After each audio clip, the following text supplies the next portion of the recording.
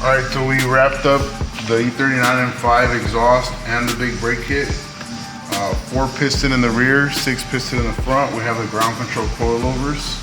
I'll go ahead and rack up the car and show you.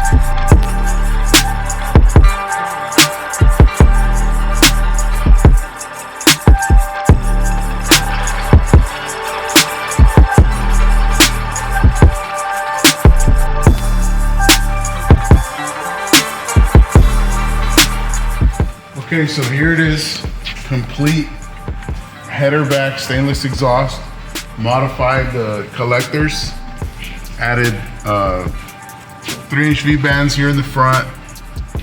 The rest of the exhaust is 2.75. I added some straight through resonators here. Replaced the factory plate that this car normally comes with in the center with the slimmer one, just added a little bit more clearance for the bigger pipe. We have the custom X pipe, 2 muffler style resonators in the middle, 2 more V-bands here to separate the midsection from the axle back, and then we have dual muffler quad 3.5-inch tips, brushed.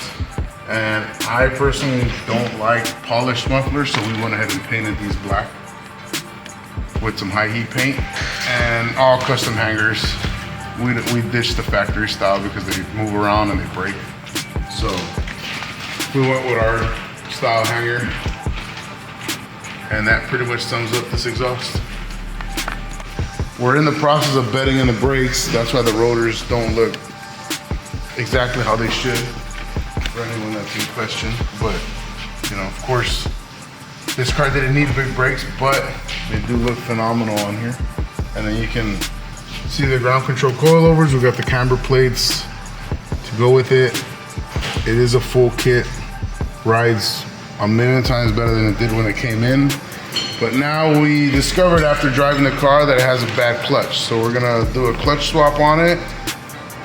And afterwards, we'll give you guys sound clips and some flybys.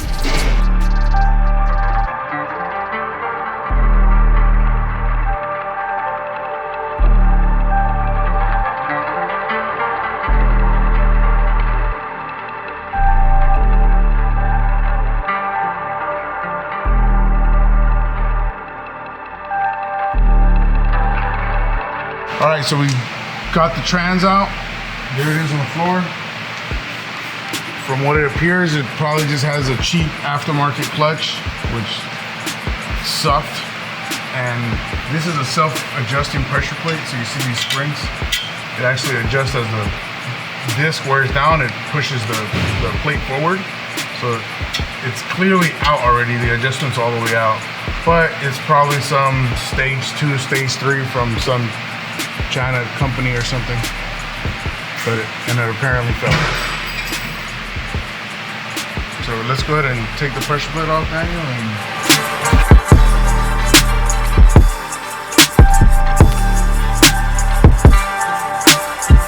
Look, ceramic clutch on a freaking bone stock car.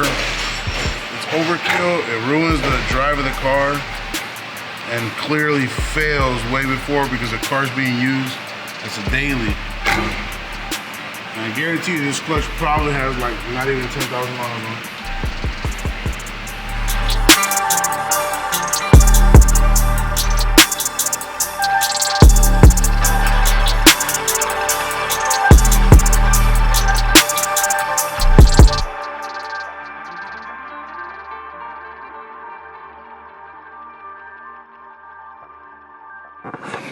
What?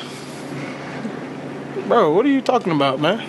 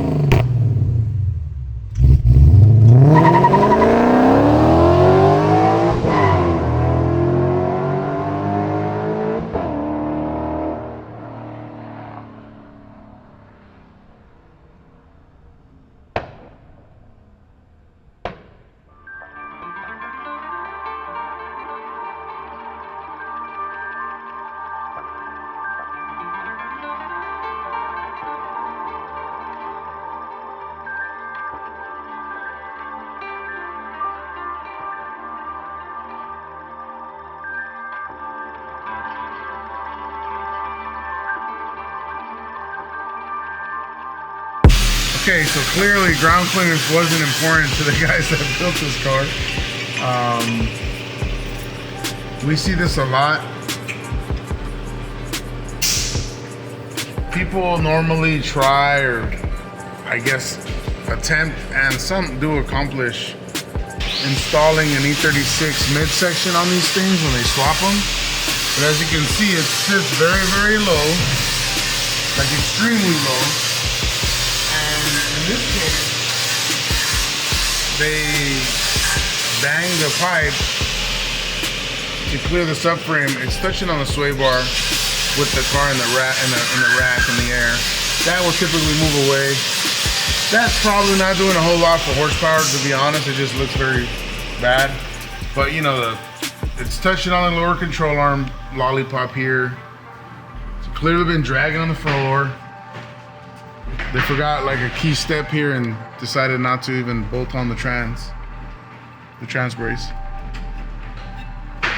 So we're gonna go through this thing, and this is why I told my customer it's probably best for us to just rip out the motor, go through it all, and assess all the problems as if we were gonna swap the car, because it can probably get double, if not triple, as expensive to have us go through the swap and correct everything versus just starting from scratch. It looks like they try to do a good job. It looks like they took it apart, probably changed all the gaskets, but they just spray painted everything, and then they cheaped out on like I don't know if you can hear, but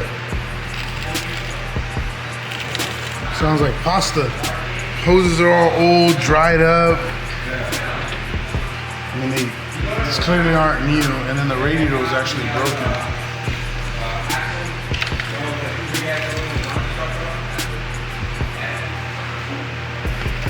That's the filler neck.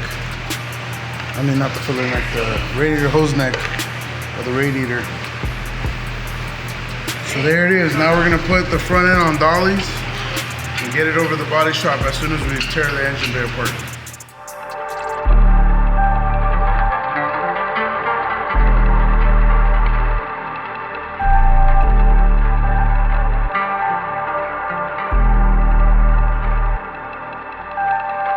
Alright, another update on the silver, or should I say S54 swap convertible restoration we're doing.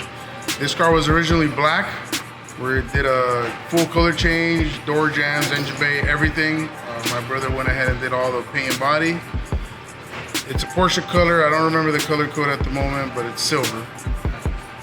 Adam just finished putting on the firewall pad, heat shield, and a few other things to drop the motor in. This is the motor right here. It's a used S54 we sourced for the customer. All the preventative maintenance has already been done. Rod bolts, rod bearings, valve adjustment, bottles, all the goodies are been done.